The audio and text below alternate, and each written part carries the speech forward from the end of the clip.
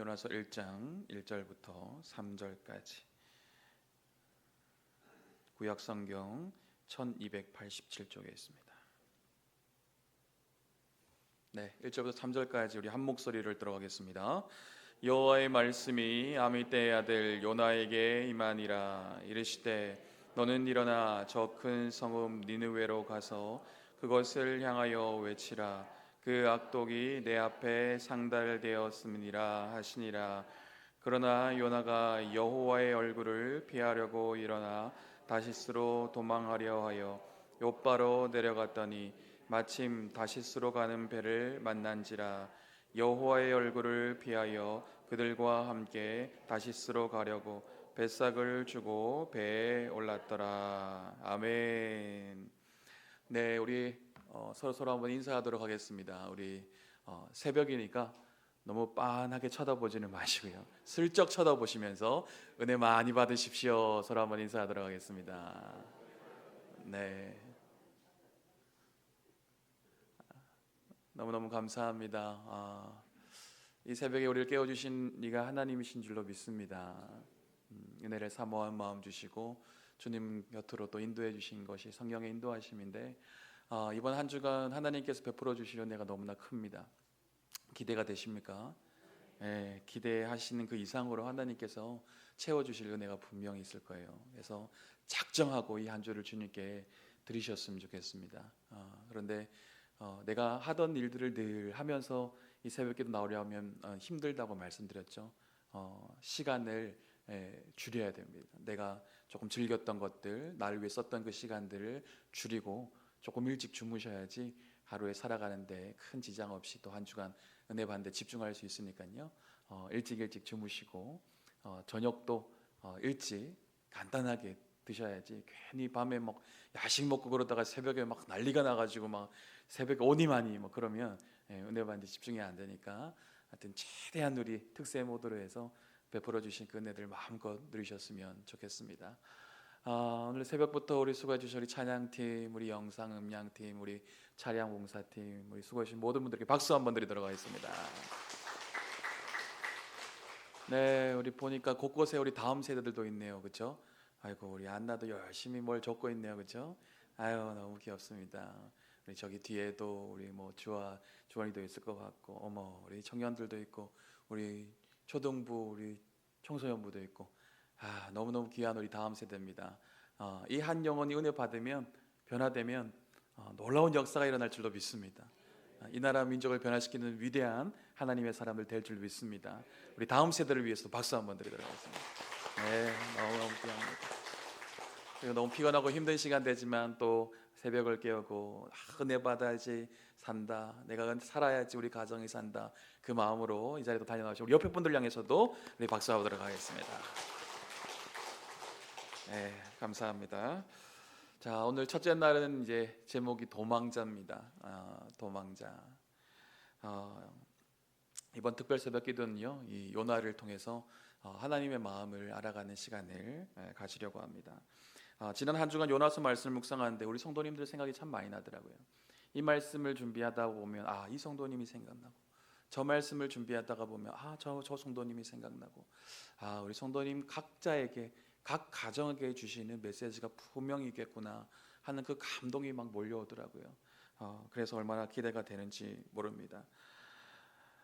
나를 사랑하는 자가 나의 사랑을 입으며 나를 간절히 찾는 자가 나를 만날 것이다 라고 성경은 말씀하고 있습니다. 여러분은 하나님의 사랑을 받기를 원하십니까? 아멘. 그렇다면 이 한 주가 그 무엇보다 그 누구보다 하나님을 사랑하는 마음으로 은혜 받는 자리에 달려 나오시기를 바랍니다. 여러분, 이 한 주가 하나님을 만나기를 원하십니까? 아멘. 하나님을 인격적으로 만나기를 원하시는 분은 이 기도의 자리에서 하나님을 찾고 또 찾을 때 반드시 하나님을 만나는 역사가 일어나게 될 줄로 믿습니다. 요나서 1장 1절은 이렇게 시작하고 있어요. 함께 한번 읽어보도록 하겠습니다. 여호와의 말씀이 아미떼의 아들 요나에게 임하니라. 이르시되. 아멘. 요나는 실존 인물이죠. 그는 이 땅에서 하나님의 마음을 전하는 선지자였습니다. 그런데 선지자 요나에게 지금 무엇이 임했다고 나와 있습니까? 하나님의 말씀이 임했다고 나와 있습니다. 하나님의 말씀이 임하는 것은 너무나도 중요합니다. 선지자가 선지자로서 사명을 제대로 감당하기 위해서는 하나님의 말씀이 임해야 되는 것이죠. 하나님의 말씀이 들려져야 됩니다.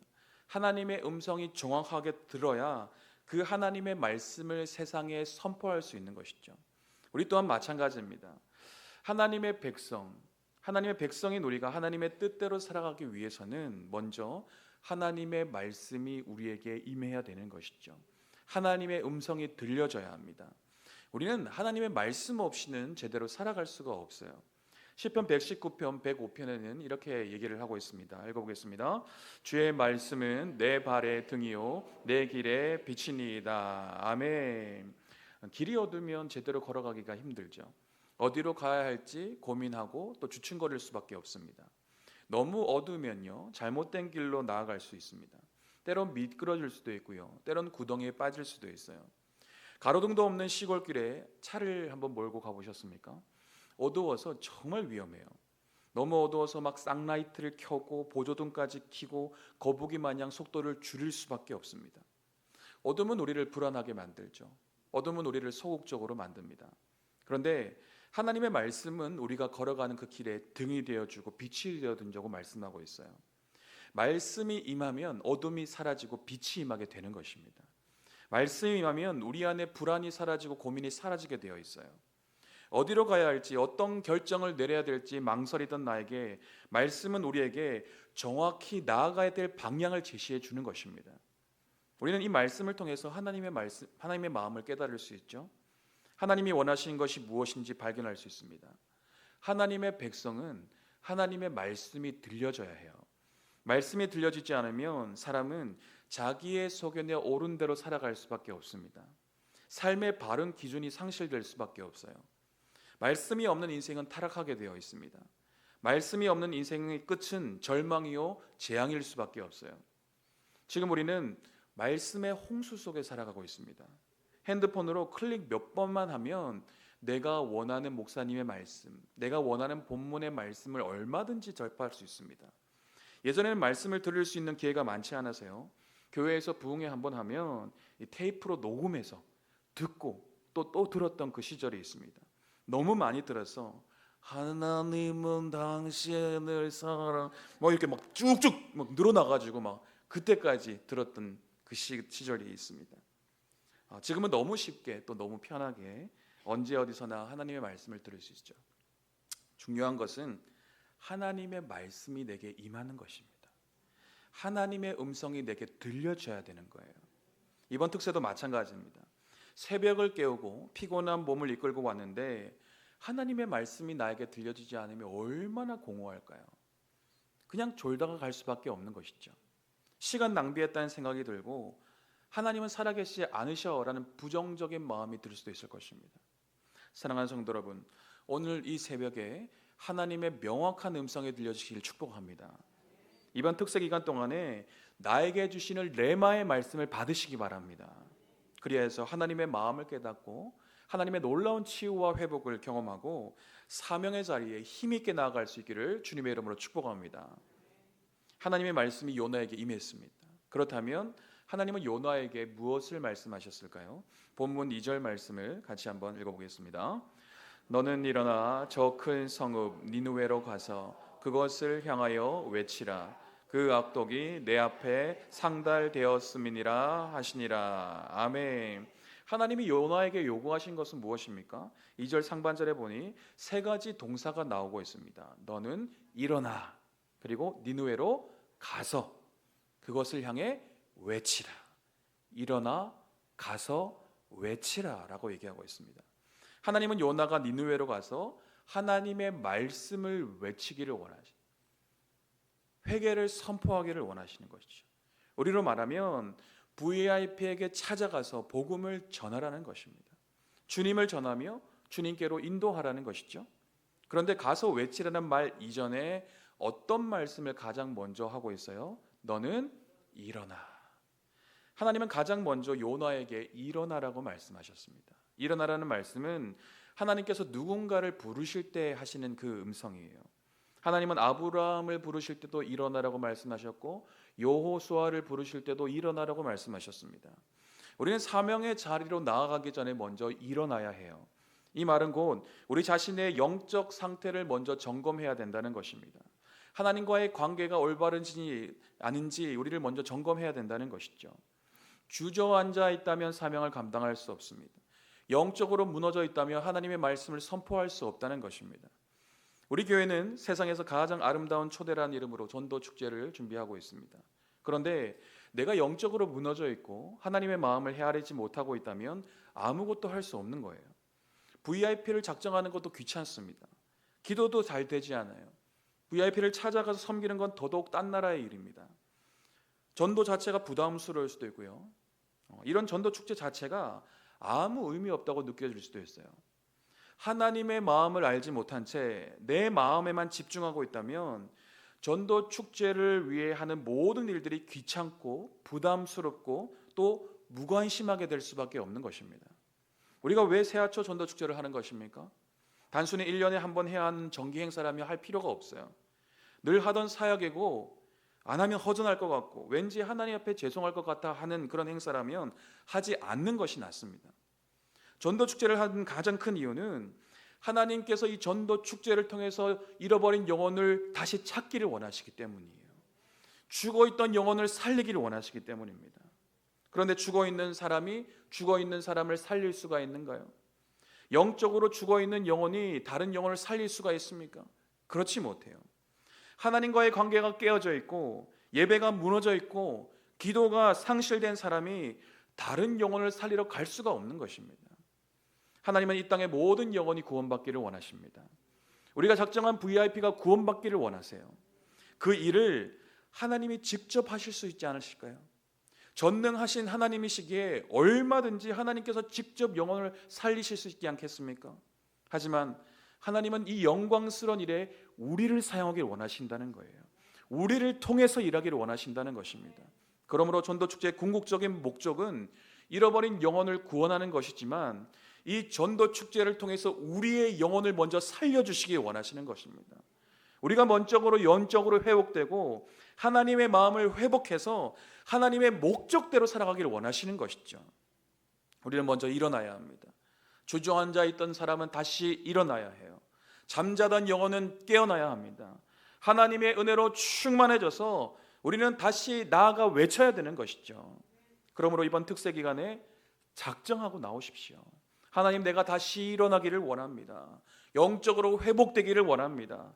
하나님의 마음으로 가득 채워져서 하나님이 원하시는 그 사명의 자리에 서기를 원합니다. 간절히 기도하시기 바랍니다.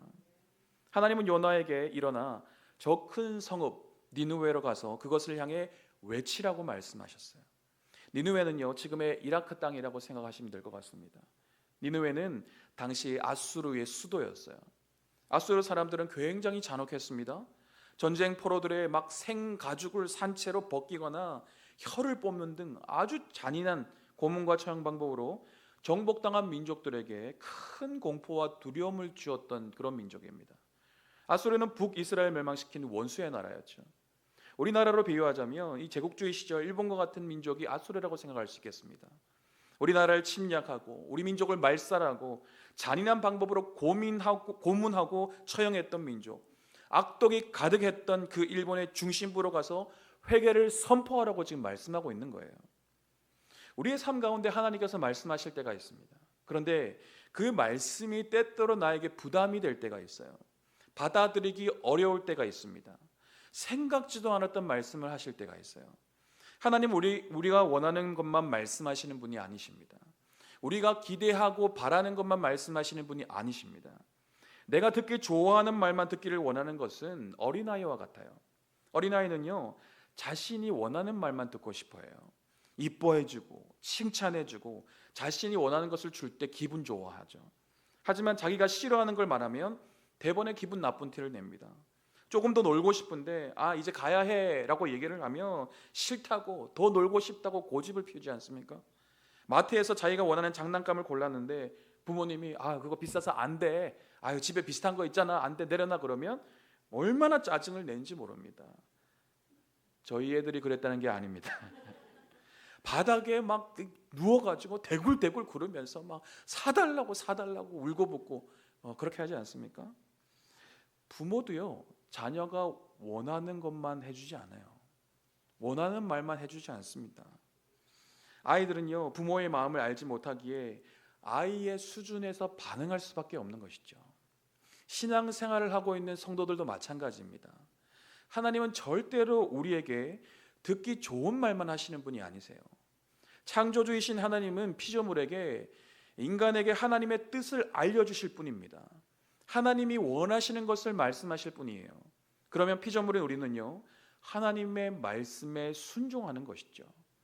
내가 기분 나쁘다고 불순종하고, 내가 원하는 말을 안 해줬다고 하나님을 향해 원망하고 불평하는 것은 영적 어린아이와 같은 행동이라는 것이죠. 하나님의 말씀이 임했다면요, 이제 인간의 반응이 중요해요. 하나님의 말씀에 어떻게 반응하냐에 따라서 다른 인생길을 걸어가게 되기 때문입니다. 오늘 본문 주인공 요나는 하나님 말씀 앞에 어떻게 반응하였습니까? 3절 말씀을 같이 읽어보겠습니다. 그러나 요나가 여호와의 얼굴을 피하려고 일어나 다시스로 도망하려 하여 욥바로 내려갔더니 마침 다시스로 가는 배를 만난지라. 여호와의 얼굴을 피하여 그들과 함께 다시스로 가려고 뱃삭을 주고 배에 올랐더라. 아멘. 이 3절 말씀은 그러나라고 시작합니다. 2절에서 요나에게 일어나 니느웨 땅으로 가서 외치라고 말씀하셨습니다. 선지자로서 사명을 받은 요나라면 그 다음 말이 어떻게 이어져야 될까요? 하나님이 요나에게 말씀하시느라 이후에 그래서, 그러므로, 즉시 순종하니라, 이렇게 이어져야 되는 게 맞는 게 아니겠습니까? 그렇다면 우리는 어떻습니까? 하나님이 나에게 사랑하라고 말씀하셨습니다. 그래서 사랑으로 섬겼습니다 라고 이어지는가요? 아니면 그러나 자존심이 상하여 외면하였습니다 라고 이어지고 있는가요? 하나님이 나에게 기다리라고 말씀하셨습니다. 그래서 힘들지만 인내하고 기다렸습니다 라고 이어져야 될까요? 아니면 그러나 참을 수 없어서 내가 하고 싶은 대로 하였습니다 라고 이어져야 될까요? 하나님이 나에게 가서 전하라고 말씀하셨습니다.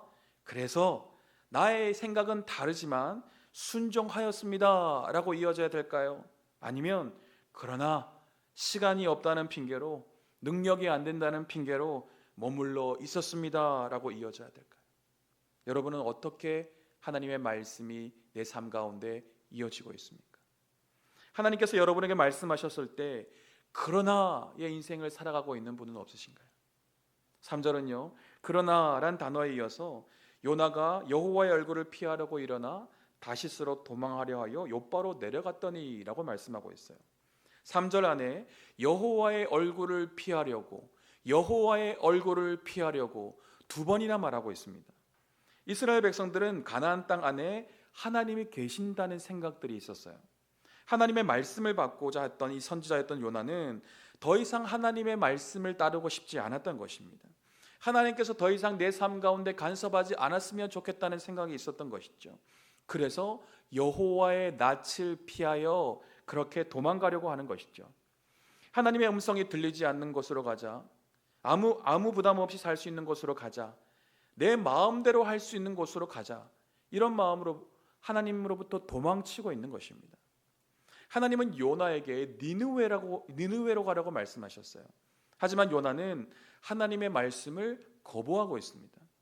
그래서 다시스로 가려고 욥바 항구로 내려갔어요. 하나님은 동쪽으로 가라고 했는데 요나는 서쪽으로 도망가려고 하고 있는 것입니다. 다음 본문에 계속 이어지겠지만 하나님의 말씀에 불순종하면 우리는 내려가는 인생을 살아갈 수밖에 없다는 것입니다. 점점 내려갈 수밖에 없어요. 사람들은 자신이 더 성공하려고, 더 높아지려고 하나님을 떠나지만 사실 하나님을 떠날수록 실패할 수밖에 없습니다. 내리막길 인생을 살아갈 수밖에 없다는 거예요. 그런데 대부분의 사람은요, 그 사실을 빨리 깨닫지 못합니다. 그 이유가 무엇인지 아십니까?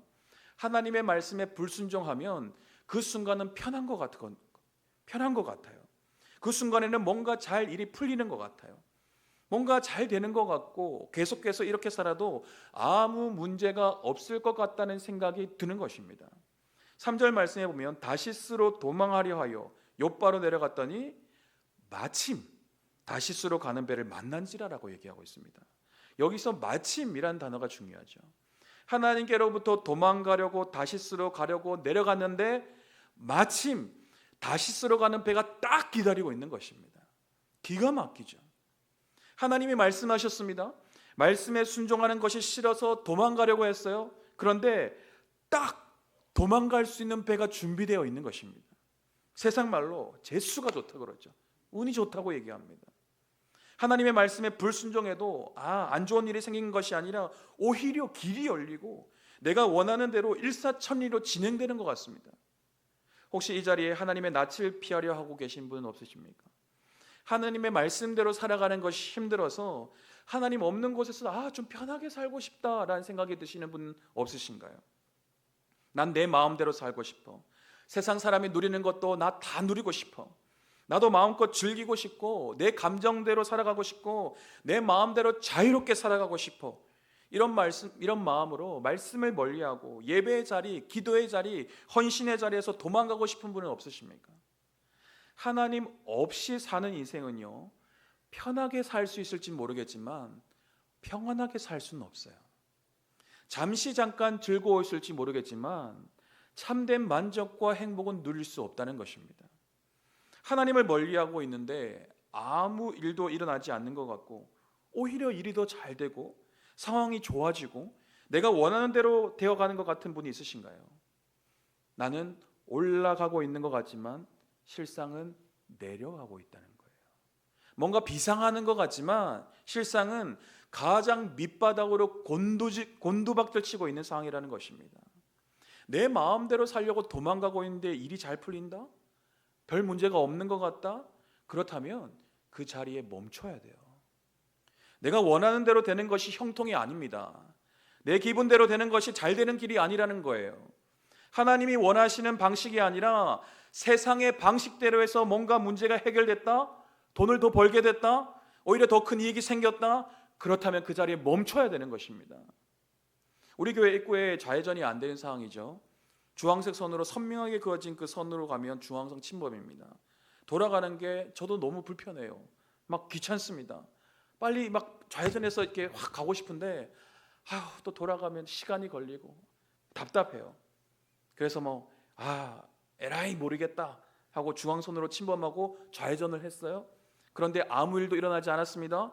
오히려 근처에 경찰차가 있는데 나를 못 보고 막 지나갔어요. 그러면 어떤 생각이 듭니까? 오, 제스, 막 운이 좋네. 막 이번에는 별 문제 없었으니 다음번에도 이렇게 편하게 가면 되겠네. 혹시 이런 생각을 갖고 계신 분은 없으십니까? 멈춰야 합니다. 내가 잘못된 방향으로 나아가고 있는데 큰 문제가 생기지 않아서 안심하고 달려가고 계신 분이 있으십니까? 내 욕심과 정욕대로 살아가고 있는데 세상의 즐거움을 쫓아 세상의 쾌락을 쫓아 살아가고 있는데 무탈한 것 같아서 이 정도는 괜찮겠네 하고 죄악을 향해 달려가고 있는 분 없으십니까?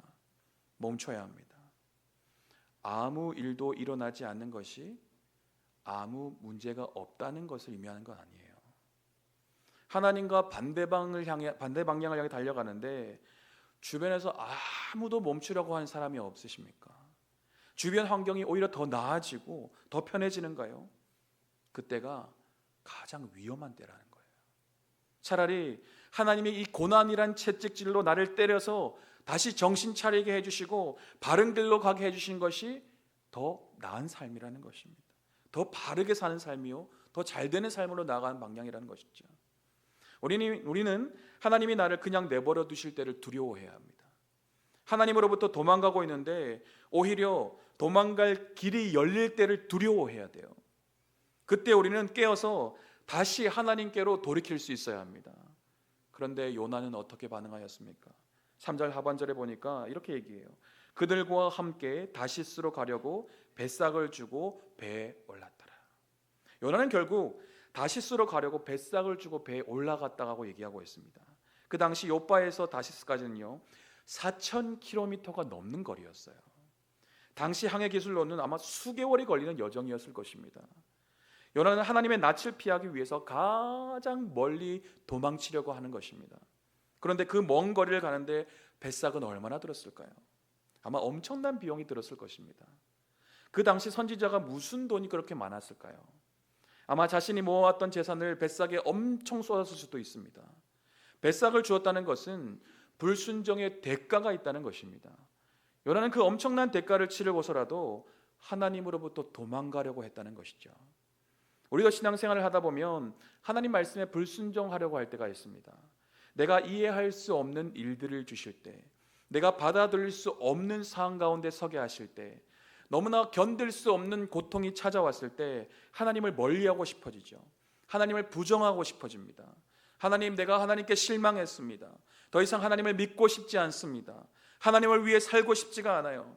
하나님 없는 세상에 살고 싶습니다. 하나님 좀 편하게 살고 싶습니다. 하나님으로부터 도망치려고 할 때가 있습니다. 그때 우리도 이 뱃삭을 지불해야 된다는 것이죠. 그 뱃삭은 우리 인생에 있어서 너무나 소중한 시간이 될 수도 있을 것이고, 어렵게 모아왔던 물질이 될 수도 있을 것입니다. 영적 침체가 될 수도 있을 것이고, 하나님과 단절되는 영적 고독이 될 수도 있을 것입니다. 어마어마한 뱃삭을 지불해서라도 하나님과 멀어지려는 배에 올라타려고 하는 분은 없으십니까? 한글 성경에서는요, 배에 올라갔더라라고 하지만 히브리 성경에서는 배에 내려갔다라는 표현을 쓰고 있습니다. 의도적인 표현이죠. 하나님의 말씀에 불순종하는 그 순간부터 내리막길 인생이 시작된다는 것입니다. 말씀을 정리하겠습니다. 하나님은 우리에게 말씀하시는 분이십니다. 말씀이 임한다면 소망이 있는 거예요. 말씀이 들려진다면 축복받은 것입니다. 하지만 그 축복이 진정한 축복이 되기 위해서는 말씀에 순종하는 자리까지 나아가야 된다는 것이죠. 혹시 오늘 본문에 나오는 요나의 모습이 나의 모습과 같다라고 생각이 드시는 분이 있으세요? 지금의 상황을 받아들일 수가 없어서 하나님의 말씀을 회피하고 있는 분은 없으십니까? 내가 원하는 것을 들어주지 않아 하나님과 최대한 멀어지려고 하고 도망가려고 하고 있는 분은 없으십니까? 불순종의 길은 올라가는 길 같으나 실상은 내려가는 길입니다. 하나님은 우리의 인생이 밑바닥으로 곤두박질 치는 것이 아니라 주님과 함께 비상하기를 원하시는 것이죠. 도망자의 길을 걷고 있는 분이 있다면 그 자리에 멈춰 서서 다시 하나님께로 돌아가는 오늘 이 시간이 될 수 있기를 주님의 이름으로 축원합니다.